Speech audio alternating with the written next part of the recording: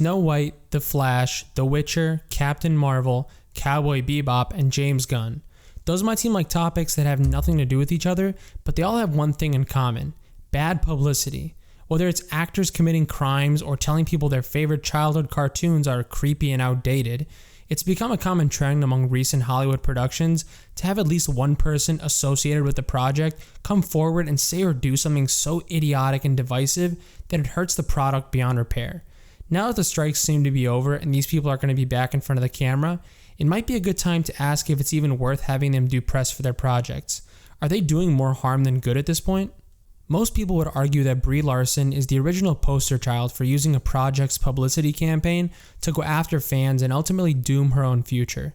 Right off the bat, she wasn't a fan favorite pick for the role of Captain Marvel, aka Carol Danvers, who was already a bit of a controversial comic book character to begin with.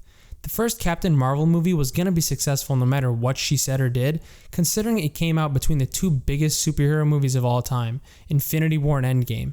It benefited from what was at the time peak superhero hype, but that didn't stop Larson from digging her own grave. Her overall demeanor during interviews was very antagonistic. It always felt as though she was on the offensive, even with her own co-stars, who frankly looked miserable around her. Look at it with responsibility.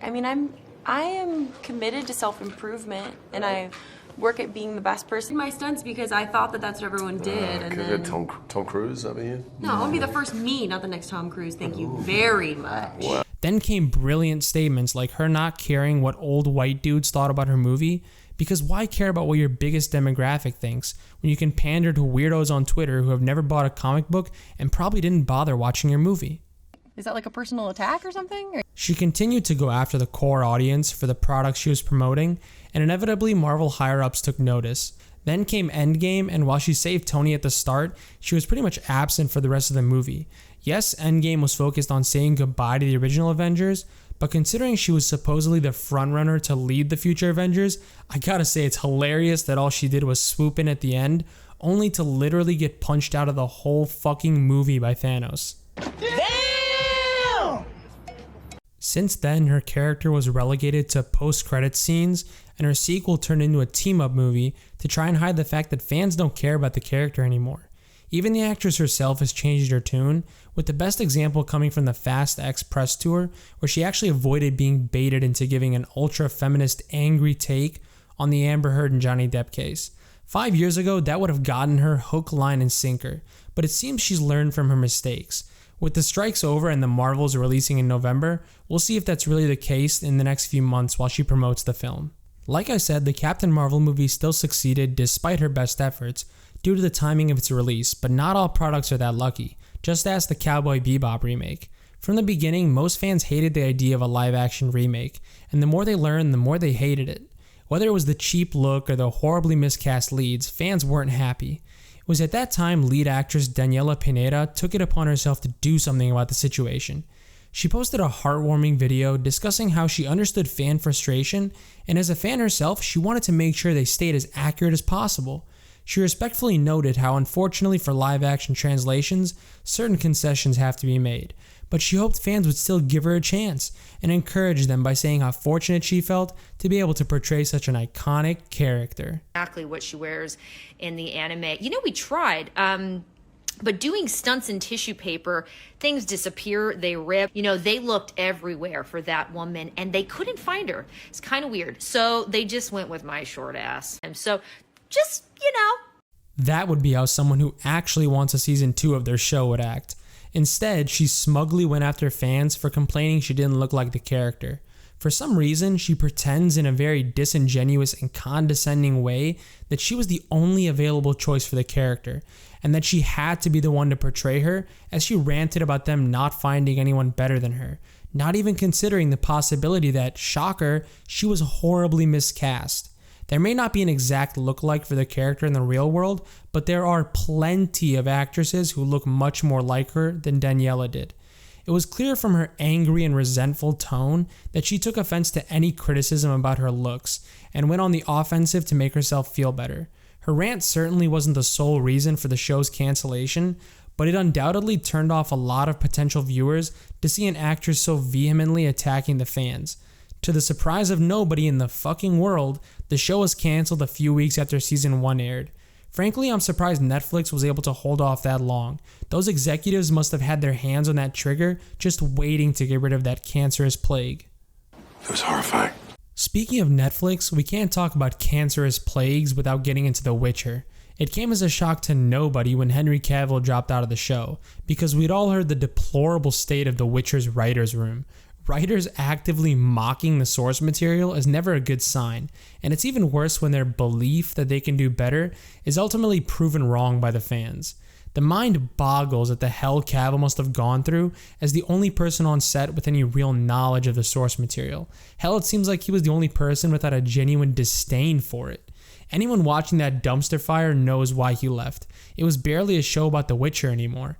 He had to beg for lines and things to do, and he tried his best to advocate for accuracy to the source material, which led to the hateful hit pieces that came out calling him toxic, and in the ultimate middle-aged whine-aunt move, blaming it on his love for video games.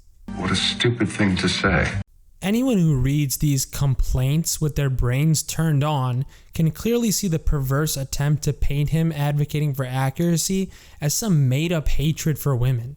His co-stars even came out later to talk about how great he was on set, which coincidentally got less traction and coverage than the hit piece. I wonder why. While Henry Cavill got screwed over on The Witcher, it seems like he might have actually dodged a bullet with DC. As a brand, DC was struggling to keep up with Marvel, and it didn't help that they had a terrible casting track record. First came Amber Heard, the psycho bedshitter, and it's fair to say her bad publicity did some serious damage to DC and the Aquaman franchise by dragging them into court. Then came the ultimate nail in the coffin, Ezra Miller. From starting a crazed cult based on the belief Ezra was the Flash in the real world, to abducting children and exposing them to weapons and drugs, Ezra did an incalculable amount of damage to DC and their biggest endeavor at the time, which was the Flash movie. Ultimately being convicted and pleading guilty to some of the charges, Ezra continued to be a thorn in DC's side, with Ezra's reputation ultimately helping lead to the colossal bombing of the Flash movie at the box office. And then there's the endless James Gunn controversies, which I covered in detail in a previous video. Lying to fans and being caught in a blatant attempt to contradict himself, turning DC into Gunland and bringing back his favorite elements of the DCEU to further muddy the reboot waters, and resurfaced beliefs he has about some of DC's most iconic movies helped create a lot of fan hatred towards him and apathy towards future DC projects. Not only have those three people hurt one or two projects, but they've contributed towards giving the entirety of DC a bad name. Hey asshole! You guys suck! Just when we thought the tide might have been turning, along came Rachel Zegler to prove us all wrong. When I first saw her in Shazam 2, I thought she actually put on a pretty decent performance. Considering how young she was, I thought she could only go up from there.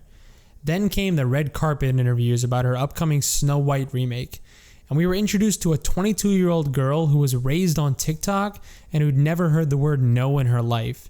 The amount of hostility and resentment she had towards the very product she was meant to be promoting genuinely sent shivers down my spine. She would go on to discuss how she believed Snow White, aka Disney's biggest fairy tale, and one that held a special place in so many childhoods, was an outdated and misogynistic story that needed to be updated. I just mean that it's no longer 1937, and we absolutely wrote a Snow White that is not going to be saved by the prince. The original cartoon came out in 1937, and very evidently so. She's not going to be saved by the prince, and she's not going to be dreaming about true love. She's dreaming about becoming the leader she knows she can be. There's a big focus on her love story with a guy who literally stalks her. Yeah. No more true love or stalker princes. Now it was time for Snow White to be the leader she blah blah blah. What blew most people away was how smug she seemed while shitting all over Snow White. Like it brought her some kind of sick joy to tell people how as a 22-year-old actress, she knows better than everybody else. Weird. Oh, but it didn't stop there. More and more interviews surfaced where she took a steamy shit all over the original animated movie and even the amusement park ride. I would have paid money to see the looks on the faces of the Disney executives as the star of a $300 million remake of their most beloved animated movie actively encouraged people not to watch their original content or go on their rides.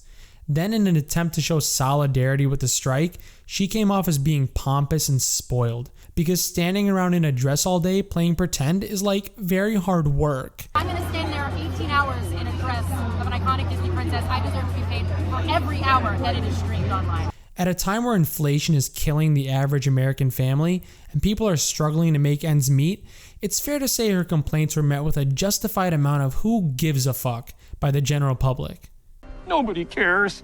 If you want an example of how a real professional would handle the exact same situation, look at how 21-year-old Kristen Stewart handled the publicity around her Snow White movie a while back. Stewart's Snow White was a different take on the character too. She was also meant to be a leader in her movie, and they also made some different choices for this story compared to the original.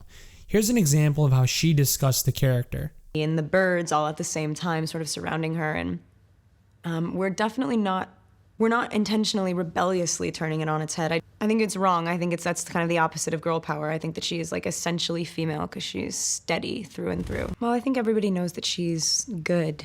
I think everybody knows that her basic characteristic is that she's very compassionate and that she cares about people. And like, even if nobody saw Snow White, the experience of it has given me so much. And I think I want to do that forever. I've really just loved the movies my whole life. I've totally and completely glorified it. I think they're really important. I think you can do so much. Also not become hardened, really kind of maintain that, not purity because that's too perfect, but just that heart.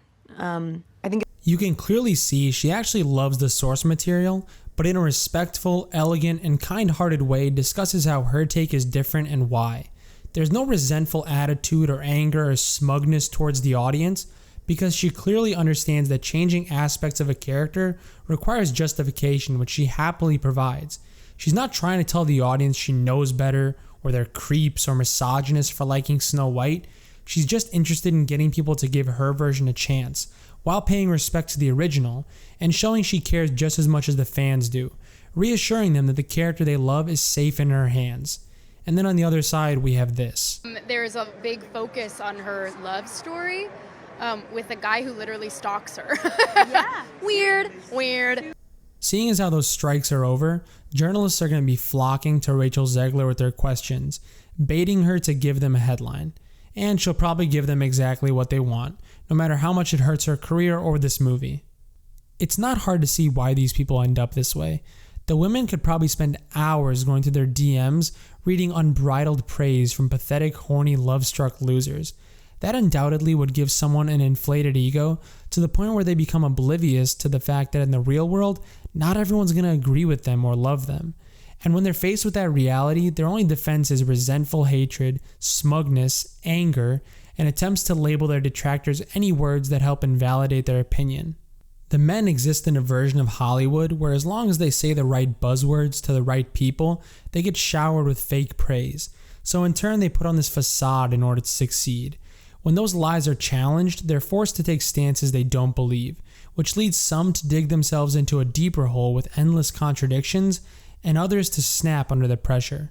The sad truth we may have to accept is that things aren't going to change in the near future, because regardless of the backlash, this type of behavior is ingrained in the industry at a level so deep, the only way to get rid of it is to clean house completely. As we've seen with companies like Disney, that's just not going to happen.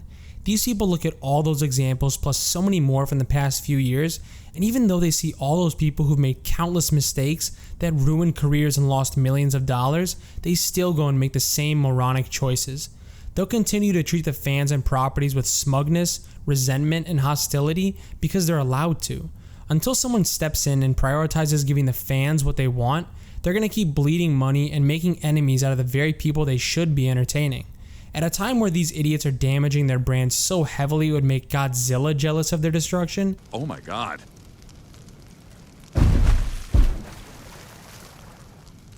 It might be best if studios learn that as far as modern day actors and creatives are concerned, less is more when it comes to their time in the spotlight.